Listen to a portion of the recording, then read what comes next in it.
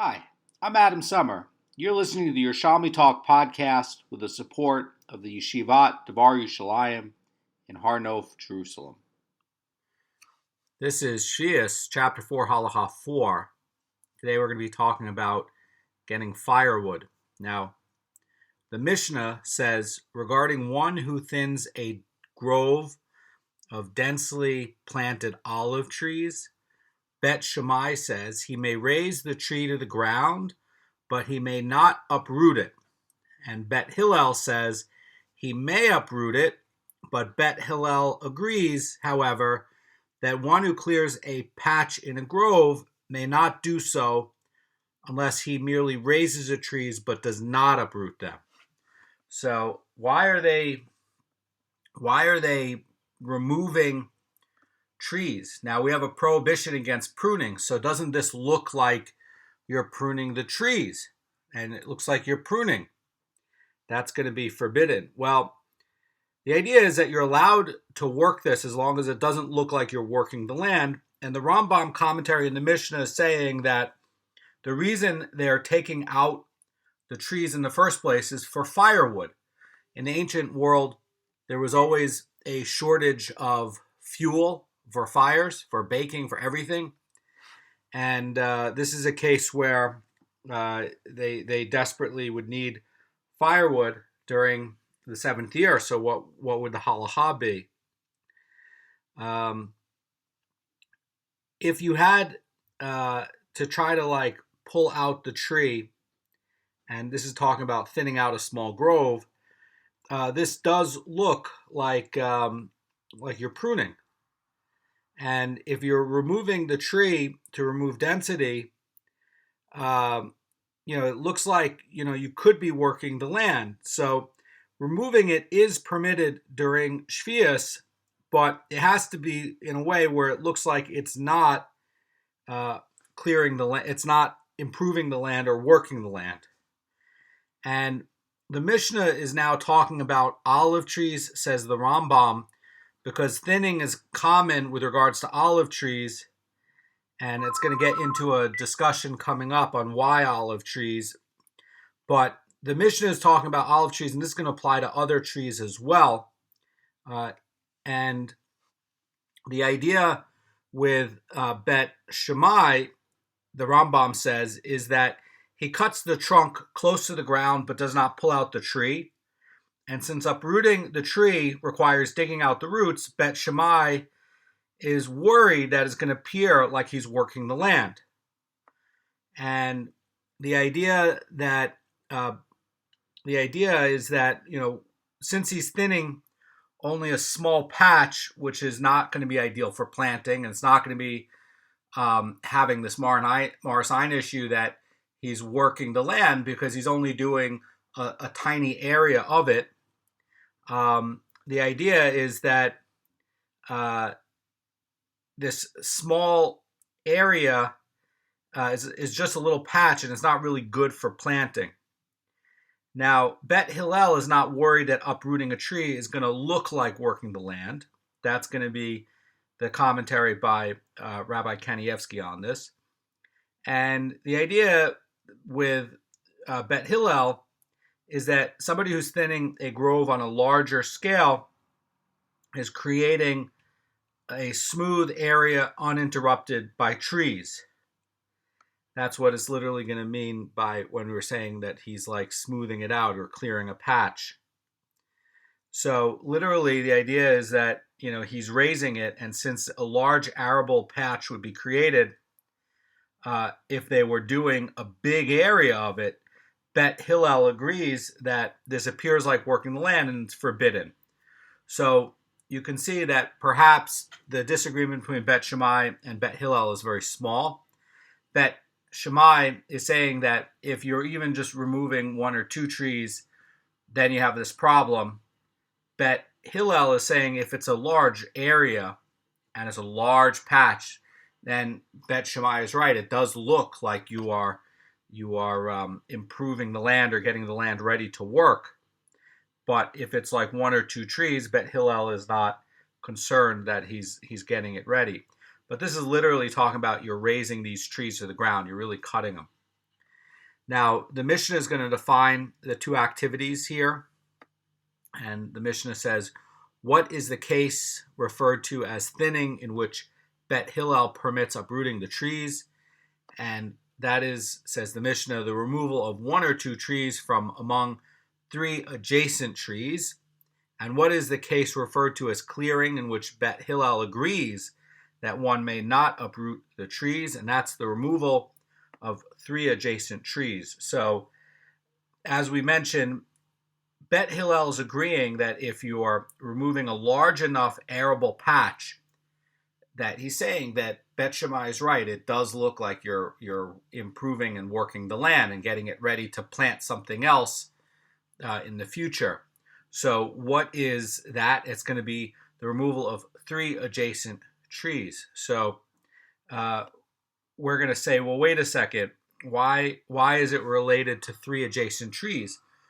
Well, we learned in Halacha 1, Mishnah 1, in chapter 1, Halacha 1, that you can have three adjacent trees make a bet seah. That would be a field. So, in theory, it could be basically where he's tearing down these three trees. Again, three trees can be planted in a way to maximize root yield and maximize yield for productivity for three trees, and especially in a bet seah. So if he's cutting down three trees in a row, that would basically be improving a bet seah. And that basically would be creating a new field. And we learned that the fields here are calculated by bet seah. And we learned that for a grove of trees, it's either going to be 2 rows of 5, a total of 10 trees, or it's going to be 3 trees in a row where the trees are planted in a way to spread out and maximize in circumference and diameter and radius, where the trees are branching out their roots so that it takes up as much as the bet seah as possible. And so this is basically saying where he's clearing these. He's basically creating a large arable patch, which would basically be working the land and getting it ready for a planting in the future year, in the 8th year. And the Mishnah now is going to qualify Bet Hillel's ruling that one may not uproot a tree in the course of clearing out a patch, and Bet Shammai's ruling that one may not uproot a tree in the course of thinning out a grove of olive trees. So, when was this ruling said?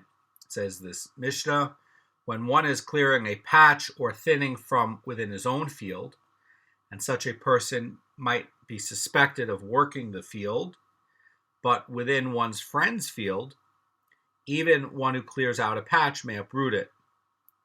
So that's going to take some explanation, and here's what the Pnei Moshe says about this. He's saying that normally a person does not benefit by working someone else's field, and not in a forbidden way, nor in a permitted way to improve the growth of the remaining trees. So if he does cut trees in his neighbor's field or his friend's field, it is obviously going to be for the wood, and he may uproot even 3 adjacent trees, says the Pnei Moshe. And earlier in the Mishnah, they were permitting gathering sticks, stones, and grasses from another person's field because a person is not suspected of clearing another person's field for planting, provided it's done without benefit. Now here the Mishnah is not talking about that provision, and it's going to be talking about with the trees. So that's going to be an interesting one to see a Gemara on. And again, when you're doing it on your own field and you're following Bet Hillel and you're clearing 3 adjacent trees, well, implied in there is 3 adjacent, olive trees. That's going to be on a bet seah. That's an orchard, and we know what a field is defined as in chapter 1, Halacha 1. So effectively, they would be getting it ready in their own field for a new planting on an entire field, because that's the calculation for what a field counts as is a bet seah. So what about if you're doing this ruling on someone else's field? Well, we're going to cover that in the Gemara. The Mishnah is going to get to a different law now, something totally different. And the Mishnah says, one who splits wood from olive trees for firewood may not cover the cut with earth, but he may cover it with stones and straw. And why can't you cover it with the dirt? Because the idea is that eventually the dirt is going to get wet with dew or rain, and that will turn it into mud, and that is actually going to stimulate the growth of the tree. And as we've been covering in Sheviis, any agricultural work that you're doing on a plant that is not only, could be to help the plant, but has a component of it that work is going to also improve the plant's growth, that's going to be forbidden. And in this case, because, you're trying to put it on to stop the tree from drying out, the problem is that if you're putting on the dirt, it's going to help to stimulate it to grow. Now, if you're doing stones and you're doing straw, you're just basically covering the cut so that the tree doesn't dry out, but that is not going to help it to grow. It's not going to stimulate it to grow, and that's why this is going to be allowed and that's not going to be allowed. Now, the Mishnah is going to talk about a similar law for sycamore trees, and a sycamore is going to be in the same species as the fig tree, and the Rambam commentary mentions that the Middle Eastern sycamore is mentioned numerous times in the Tanakh and the writings of the Chazal, and it should not be confused, by the way, with the American sycamore tree, which is a totally different species, different genus. So in the Middle East here, it was a common practice, says the Rashi, to cut the sycamore, and a sycamore that has never been cut is called a Betula Sikma, which is a virgin sycamore. And cutting the virgin sycamore causes it to sprout numerous new branches. And after the virgin sycamore has been cut, a sycamore stump will be a Sadan Ha-Sikma, which is a sycamore stump, or sycamore beams, and it was given these names because beams of wood were cut out of it. And a sycamore stump is going to be cut yearly for the wood, and the act of cutting after the virgin tree doesn't improve the tree anymore. So the idea of the virgin sycamore or the regular sycamore is that these are going to be used to get beams of wood, and these are going to be for construction. And so this is all talking about either firewood or wood for beams. This is not talking about fruit. So the Mishnah is talking about the sycamore tree now, and it says that if one cuts sycamore beams, so that's going to be an older sycamore tree for wood. And again, where it's referring to sycamore beams, this is a tree that's already been cut. It's not a virgin one. So when you cut it, it's not going to regrow like the virgin sycamore will. And so it's already been processed, basically. So the Mishnah says that he may not cover the cut with dirt, but he may cover it with stones and straw. So the Mishnah is trying to teach us something new. This is the same as the earlier one, and the only difference is that, it's trying to lead to the next ruling of the virgin sycamore, and like that. So the Mishnah is now going to talk about cutting the virgin sycamore tree, and it's going to say that one may not cut a virgin sycamore tree during Sheviis because it is a forbidden labor. The idea, says the Rambam, is that it's pruning, and it's zomer, it's pruning.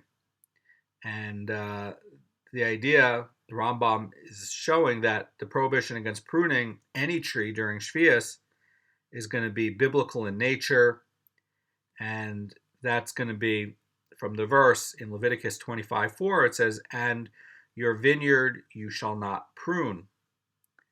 So there are some people who disagree with the Rambam and hold that this is only talking about grapevines that are going to be biblical in nature for pruning.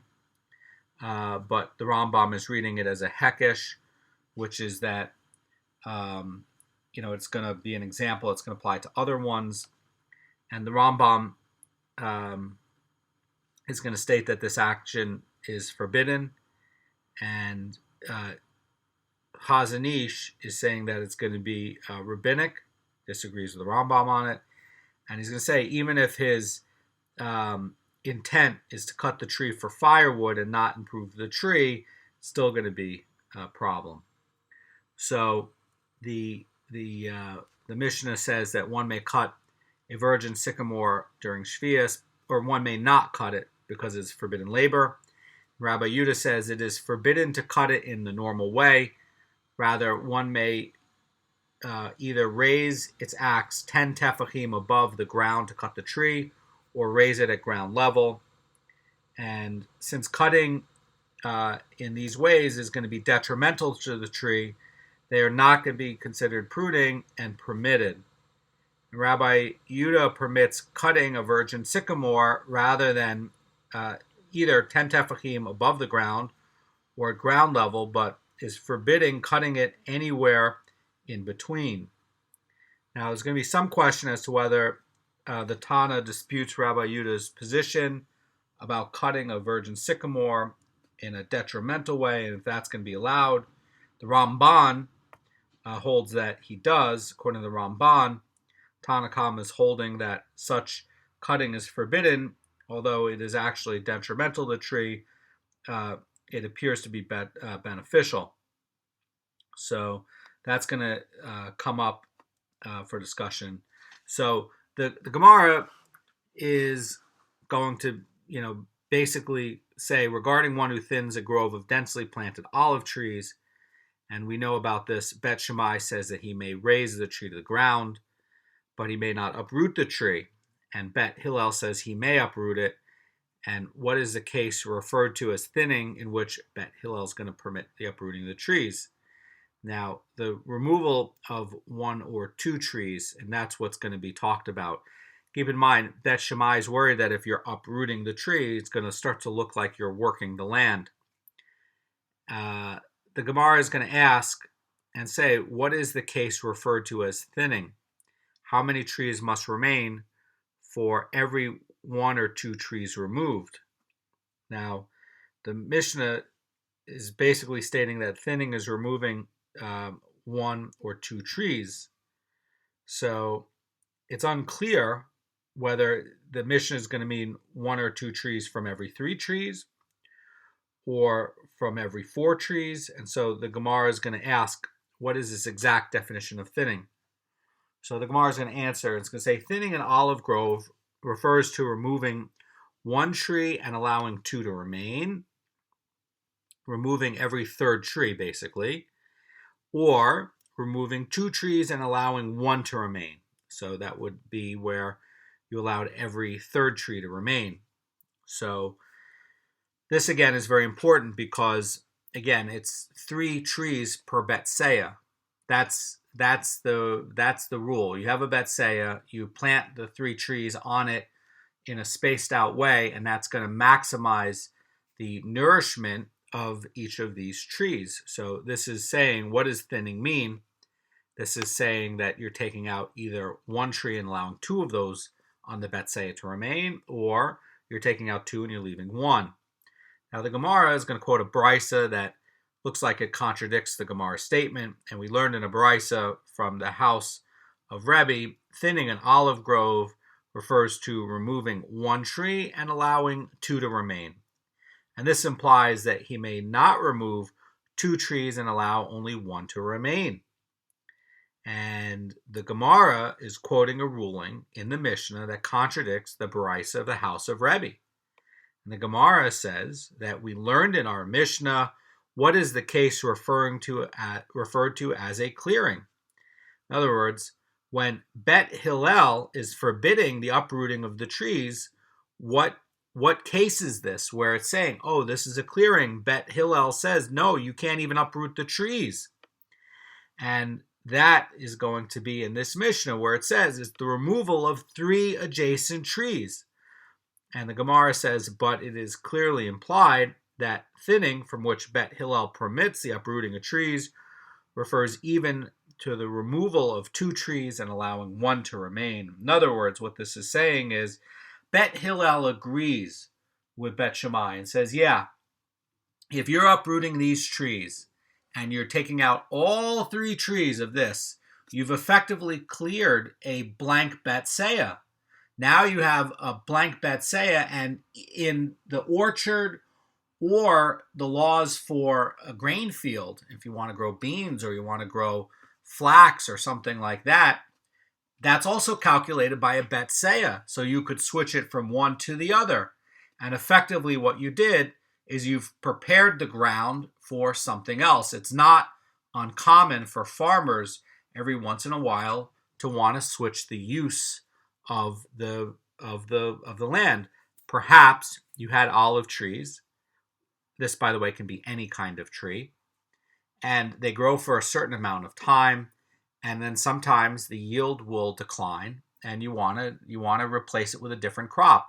So I can think of, for example, peach trees. Peach trees are grown in the north in Eretz Yisrael, around the Hermon area, and they'll last for about 15 years. They'll be very, very productive for about 15 years. And then the orchards up there will tear them out and replace them because they could get younger trees, which will keep producing. And if they kept them longer, the yield will go down and basically they're wasting real estate. The productivity goes down. So why would you want to be removing trees? Perhaps you have these older trees that have lost productivity and you could replace them with new trees. Or you say, okay, the peach prices have gone down over the past few years and it's not really worth it with labor anymore to go and do this anymore. So I'm going to switch it to a different kind of crop. People do that too. So this could be a reason why. Now, if you're just clearing 1 tree out of that, well, again, firewood is very valuable in the ancient world. I mean, this is what you use to make charcoal. This is what you use to make wood for, burning an oven. And perhaps it's the middle of the winter and it's really cold and you just need firewood. That's basically taking material out of the ground in case of what Bet Hillel's talking about, where you're taking out the roots and you're taking down the tree and you're basically not using it for planting, you're using it for the material. It's no different than the builder taking out stones from the place where he needs the stones as material. And so too, perhaps it's the 7th year, it's the middle of the winter, and you just ran out of firewood. And you need firewood. You got to heat your house, you got to bake your bread. And, so what do? You tear out a tree. So this, again, is going to be where the rest of it's remaining. And, removing 1/3 of the clearing is not going to be really like, oh, I'm ripping this out to go work something else. You're not really going to get any kind of economy of scale on such a small piece of land. You need something bigger to get economy of scale. That's the point of Bet Hillel. And so what they're saying is they're saying that, there's not a prohibition for taking out firewood and using that to light your house. The prohibition is against working the land. That's the problem. Okay? So if you're taking it because you're really using it for firewood and you like that, well, whatever you cut out in terms of leaving some of the grove left over, it's clear to everyone else that you were short on firewood because you wouldn't have taken it out and left a messed up farm. You took it out because, okay, you have a messed up, orchard there, but you took it out because you needed firewood. And again, it's going to be like a person who's a builder who needs stone from a field on the Sheviis year because he has to build stone. There's no prohibition against getting wood for a fire. In other words, We covered this before. Let's say you go onto ownerless property and you take out big branches that fell down, and then you're going to take it and bring it for firewood. You didn't do anything wrong. You didn't violate Sheviis. So to here, they're creating an allowance where you can get the material and use it for some other use. Now, the Gemara is going to talk about a contradiction between the Mishnah and the Baraisa in the house of Rebbe. And it's going to go like this. The Gemara says, Rabbi Yonah says, our Mishnah, which implies that one may remove 2 trees and allow 1 to remain, is referring to a grove that is being thinned for the first time. And since the grove is planted very densely, he may remove 2 out of 3 trees. But the Baraisa is saying that it was taught in the house of Rebbe, which says that one may remove only 1 tree and must allow 2 to remain. And that is referring to a grove that has previously been thinned. And in that case, such a grove, even if its trees have grown to the point where the grove requires a second thinning, it does not require the removal of more than 1 out of 3 trees. So the Gemara now is going to talk about a Baraisa on this. And, if the idea on the other one, on what Rabbi Yonah is pointing out, he's saying that the removal of even 2 of the trees out of 3 looks like he's working the land. That's the worry. So the Gemara is going to quote a Baraisa on this, and it's going to say, one may not set fire to a thicket of reeds during Sheviis because it constitutes forbidden labor, and Rabban Shimon ben Gamliel, however, permits it.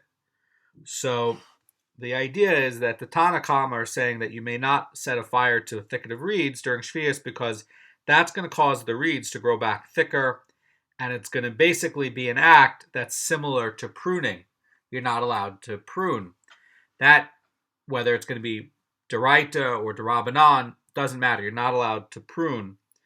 And there are Rishonim who hold that it's D'oraita, and that talking about the vineyard in the Torah is going to be a hekesh. So if it is a hekesh, it's D'oraita that you can't do this. If it's D'Rabbanan, still lighting the fire and having a result where the reeds are going to grow back faster, thicker, and stimulate it, well, that's going to basically be like pruning. And although reeds are basically going to be used to make your sukkah or thatch a house, because in the old days, that's what roofs were made out of. They were made out of wood beams, and they would lay reeds over it to thatch the house, and that was going to be your roof. And this, does not make any fruit. And yes, this is only grown for the woody material that's there, but the Tanna Kama is still holding that you're not allowed to work the land for the sake of produce without Sheviis sanctity. That's going to be the idea. And the reeds don't bear fruit.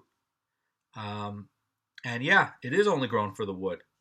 But the idea is that, you're not allowed to work the land for the sake of produce without Sheviis sanctity.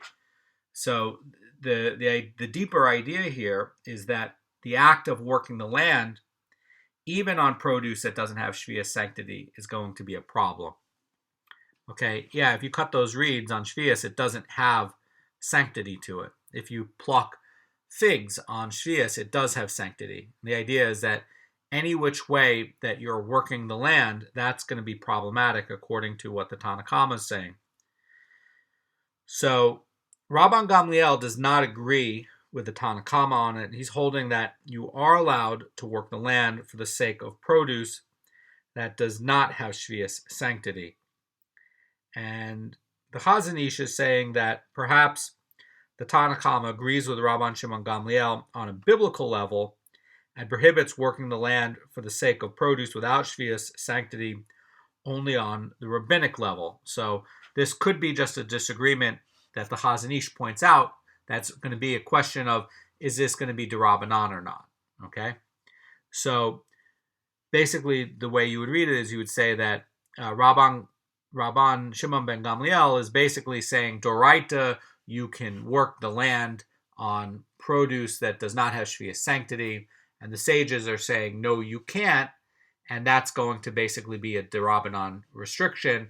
And in that way, there's no disagreement. Even the Tanna Kama would agree, yes, Doraita, you can, but we have this restriction on derabanan, and perhaps even Rabban Shimon ben Gamliel would not disagree with it.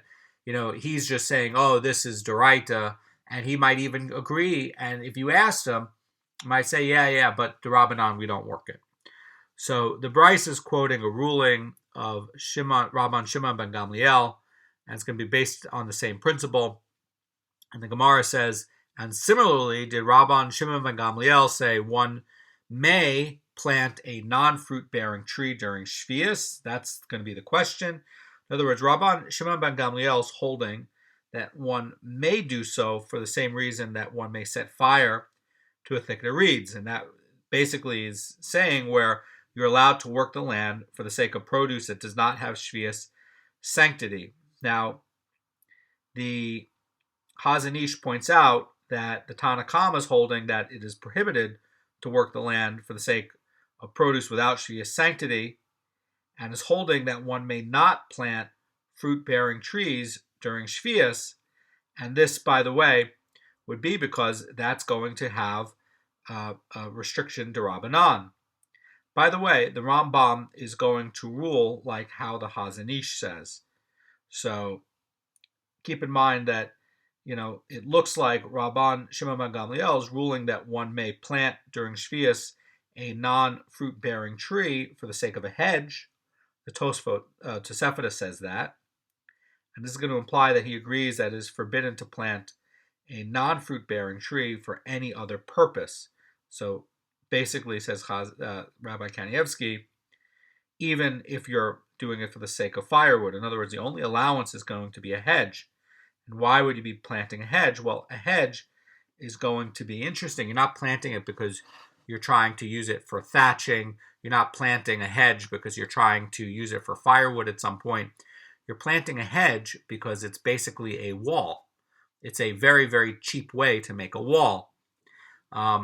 If you have to haul stones and you have to erect a big thing, that can be very expensive. But there are certain kinds of bushes and shrubs that might have thorns, are very, very woody, very thick, and they grow just up and down. And so planting a row of these is a very cheap way to do things where you want to keep out wild animals or keep out neighbors. And there's not a prohibition about building a wall on Sheviis. So that could be why Rabban Shimon ben Gamliel is talking about in this Tosefta, where it's saying, you can plant a hedge, but it would be implied that planting something else, for say firewood would be a problem. And so that's going to be the question. Similarly, did Rabban Shimon ben Gamliel say one may plant a non-fruit-bearing tree during Sheviis? That's the question. And it might just be that there's that one exemption about the hedge. And the Bryce is going to talk about another disagreement, or perhaps even not a disagreement, but they're talking about two different points. Okay, there might not be any disagreement at all between Tanna Kama and Rabban Shimon ben Gamliel, but here's another one of these sorts of cases. The Gemara says one may not train a cow to plow during Sheviis other than areas of sand. In other words, this is going to be non-arable land. So during Sheviis, you can't train a cow to plow in a field because people are going to look that you're actually plowing a field.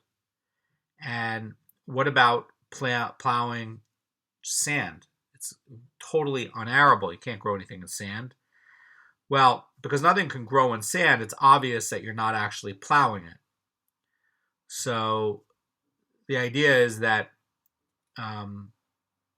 you have some new cows, and they're not used to a plow, and the 8th year is coming up. It's the 7th year now, and you have these new cows, and you want to practice putting the yoke on them, and you want to practice walking them around, getting them used to the feeling of walking around with a plow. Apparently, it takes some training to get them used to it. And so, can you do this on a regular field? No, because it looks like you're actually plowing. It doesn't look like you're training the animal. But there's not a prohibition of you training an animal to do its job, even on the 8th year.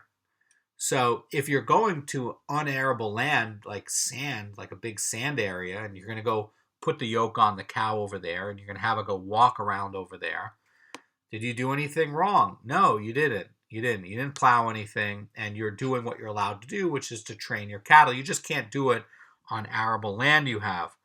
So the Gemara is going to continue, and it's going to say, Rabban Shimon ben Gamliel says, it is even permitted to train a cow to plow in a field as long as the training is done in one's friend's field and as long as the furrows are not placed too near each other.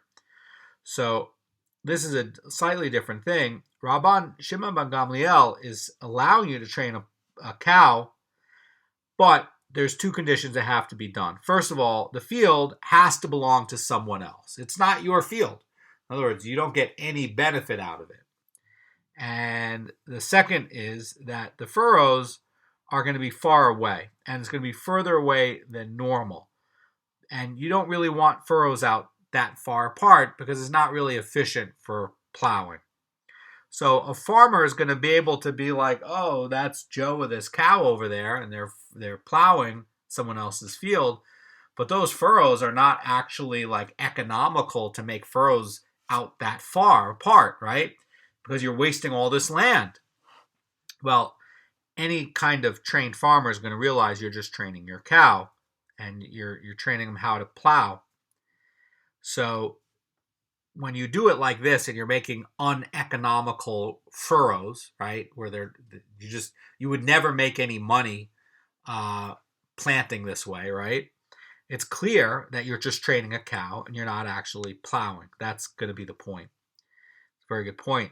Bryce is going to continue. Abba Shaul says one may clear an area in a forest for its wood and even raise it to the ground, but he may not cut it with an axe because otherwise he's going to be suspected of clearing the land for plowing. So a lot of times when you go into a new forested area, and keep in mind the Jerusalem Hills is forested area, and back in the day it was forested. It got deforested over time, but originally it was forested, and it is forested today. So when you want to go into create a new field, what do? You get out an axe and you cut down the forested area so that you have grassland and you can plant on the grassland.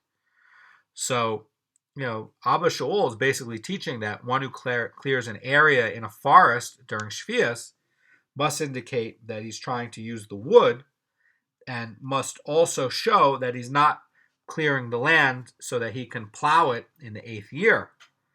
And so by doing so, he has to leave the roots. And by leaving the roots, it's going to show that you can't plow that ground. And, leaving the stumps and the roots is going to mess up your plow. It's going to make it impossible to plow through it.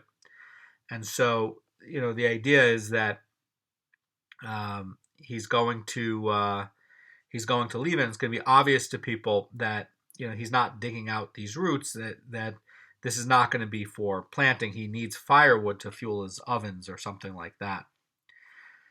Bryce is going to continue. It's going to say that one may not check to see whether seeds can sprout by placing them in a flower pot filled with soil, but one may check seeds by placing them in a flower pot filled with manure. And the Gemara says that, and one may soak seeds during Sheviis for the sake of planting them in the year after Sheviis. So that's a good point. A lot of farms, particularly if you want to do trees, will do it where you have a pre-growing area and that you're going to soak the seeds and basically you're going to get them to start to sprout and to root, and then you will have it ready and you can go and you can plant it the year after. Or another way to look at it is that you would soak the seeds and it's going to make it easier for them to take root when you plant it after Sheviis. Now, if you place seeds in water and it can cause them to sprout, that's not going to be allowed on Shabbos.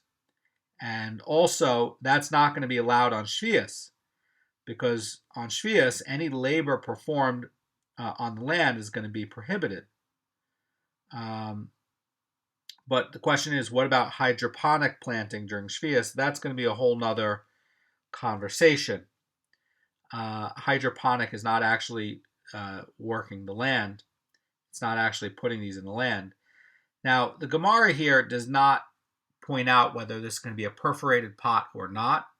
That actually does matter, because if it's a perforated pot, in theory, the roots could get going and actually start to draw nourishment from the ground. And if you had a manure-filled flower pot, you would have it where people are not going to be suspecting him of planting.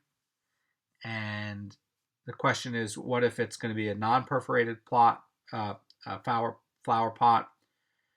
Would people suspect it of planting? So this is going to have two assumptions. The first is going to be that the biblical prohibition of planting applies only when one plants for the sake of growing and not for the sake of checking seeds. And the Gemara here says the Chazan Ish does not distinguish between perforated and non-perforated flower pots. And the Chazan Ish is saying that he holds that the biblical prohibition of planting applies to any type of planting, regardless of the intention of the planter. And he's holding that the Gemara is distinguishing between perforated and non-perforated, and he's unsure which of the two Gemaras is discussing it, though. So accordingly, it's unclear whether we have a source that planting in a non-perforated flower pot is rabbinically prohibited during Sheviis. And the Chazan Ish says that this is a matter of practical halacha, and even in the absence of a source, one should not plant during Sheviis, even in a non-perforated flower pot. So that's going to be the idea. This, says the Chazan Ish, might be a source for why you can't, but it's unclear.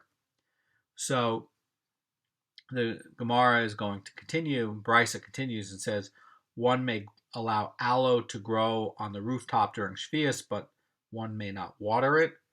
And this Brisa is very unclear, since one is not obligated to destroy crops that grow during Sheviis. Why does the Brisa teach that one may allow it to grow on a rooftop, and one may allow aloe or any other plant to grow anywhere, either the ground or rooftop?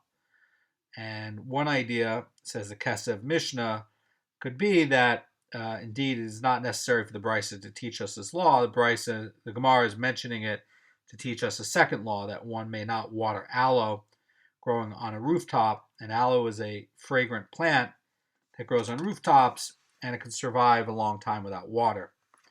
So that could be that's trying to teach a new halacha there. So the Brisa is going to continue with a ruling talking about a charm during Sheviis to improve the yield. So what about using tricks to try to get the field to grow better? Are you going to be allowed to do that on Sheviis? And the Gemara says one may not during Sheviis hang branches on a barren fig tree in order to stimulate the tree to produce fruit. And what does he do? What exactly is this charm? And it says that he brings a branch from a healthy fig tree and hangs it on a barren fig tree. And he says to it, this branch produces fruit, but you do not produce fruit. And from here we learn that one may not during Sheviis use any kind of charms to improve one's yield. So that, by the way, comes up in Masechet Peah, where it talks about charms over there, and they would also write documents and hang it on the branch and things like that. And so you can't basically do any sort of thing that even potentially could improve growth. And the Gemara is going to give a contradiction on that. And the Gemara says, but did we not learn in a different Brisa, if one has an overly vital tree that sheds its fruit early, he may dye it with red pigment and burden its branches with rocks, and he may embarrass it so that it should produce fruit, which remains on the tree to ripen. And the Brisa is continuing that if this was done during Sheviis, one need not worry about the Sheviis prohibition. And from the ruling that one may dye the tree, we learned that one may, during Sheviis, use charms to improve the yield. So it looks like it's contradicting the previous brisa. And this charm is basically going to prevent the fruit from shedding off the tree early. And the Gemara in Bavli Shabbos 67a says that this does not work as a charm, but actually as a natural explanation in weighing down the branches on an overly vital tree that drops its fruits early, tires out the tree, and it saps its vitality. And because it wears it down, it prevents the fruit from shedding early. And the Gemara is going to answer about this, and they're going to answer there in the later Baraisa, one may use the charms because its purpose is only to prevent the tree from shedding fruit, but it has already produced it. But here in the other Baraisa, one may not use the charm because its purpose is to stimulate the production of new fruit. So in other words, during Sheviis, this sets up a new rule. If the fruit has already been there and already grew, then you can, because you're doing something that, as the Bavli points out, tires out the tree so that it doesn't drop its fruit early, and that you can let it ripen on the tree naturally. It has a natural explanation. But on the other way, you can't use any sort of charms to get new fruit to grow. And the Brisa has a final ruling, and that will finish up the Halacha. And the Gemara says one may not, during Sheviis, manually pollinate date palms because it is a forbidden labor. And in the world, there are two kinds of date palms. There's a male one and a female one. And the male one will make pollen, and the female one will develop the fruit. And in order for the fruit to develop, female palms have to be pollinated. And this is done by manually shaking the male flowers, which contain the pollen, over the female flowers. And this is literally called grafting the palms. So the Brisa says one may not, during Sheviis, manually pollinate date palms because it is a forbidden labor. Although I guess if honeybees go and do that, there's no problem. The Gemara explains why this is not obvious. And the Gemara says, in order that one may not say one ought to be permitted to pollinate date palms, since failure to do so would result in a major loss. And therefore it was necessary for the Brisa to say it is forbidden to do so. So in other words, if the date palms are not pollinated, new fruit won't develop. And it will come up where, hey, you actually end up with a major loss on Sheviis, because now in your 8th year, you can't get any fruit, and it turns out to be a major economic loss. And the idea is that this Baraisa is necessary to say that, yeah, even if you're going to have the loss of an entire crop, you can't go and do it. Very, very pivotal, very important that this is in here, because you might have people coming and saying, yeah, but how can I do it? I can't, I'm going to have a big loss next year. I can't get a whole year of crop. What am I going to do if I don't do it? So I should be allowed to, to propagate like this. I have a great loss. So even if in a great loss, you can't do it. The Mishnah is saying that one may not cut down virgin sycamore trees during Sheviis because it is a forbidden labor. And Rabbi Yehuda says it is forbidden to cut it in the normal way. Rather, one may raise his axe 10 tefachim above the ground and cut the tree at ground level. And the idea is that Rabbi Yehuda is permitting the cutting of a virgin sycamore either 10 tefachim above the ground or at ground level, but is not allowing you to cut it anywhere in between. Now, the Gemara is going to say that both his lower and upper limits are imprecise, and the Gemara says that Rabbi Yehuda in the Mishnah refers to cutting a virgin sycamore between 3 and 9 tefachim, and Rabbi Yehuda does not literally require raising the virgin sycamore at ground level or any height below 3 tefachim. Any height below 3 tefachim will be just fine. And so too, Rabbi Yehuda does not literally require cutting the virgin sycamore at 10 tefachim above the ground.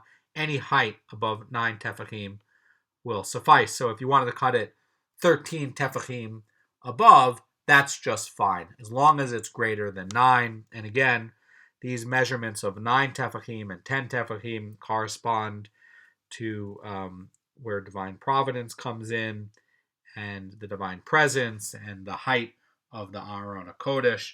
So even in the agricultural laws, there are connections to the Bet HaMikdash, and we know that the Bet Seah corresponds to the courtyard of the Bet HaMikdash as well.